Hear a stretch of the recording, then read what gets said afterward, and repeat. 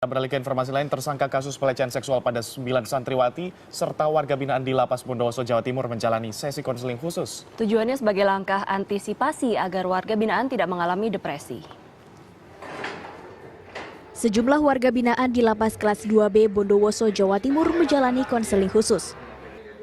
Fauzan tersangka kasus pelecehan seksual 9 santriwati di sebuah pondok pesantren di Desa Sempol, Kecamatan Prajekan, Bondowoso, salah satu peserta konseling.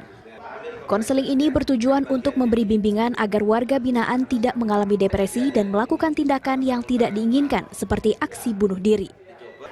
Konseling ini dilakukan secara rutin oleh pengurus lapas 1 kali seminggu, terutama ditujukan bagi tahanan atau narapidana kasus dengan konsekuensi beban sosial yang tinggi.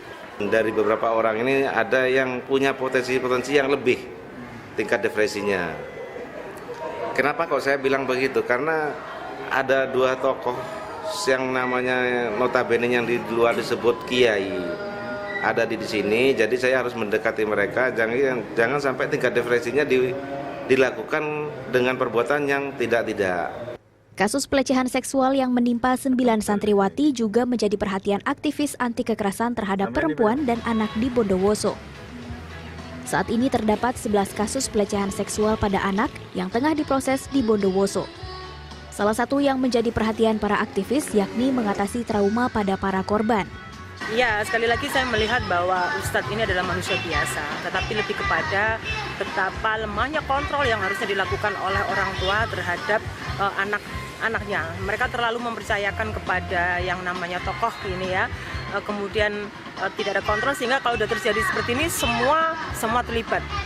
Kasus kekerasan seksual dengan tersangka Fauzan terungkap pada Februari lalu dan hingga kini masih dalam penyidikan kepolisian. Diduga masih ada korban lain namun masih belum berani melapor karena masih trauma. Mahfud Sunarji melaporkan untuk NET. Sampai ini bagaimana?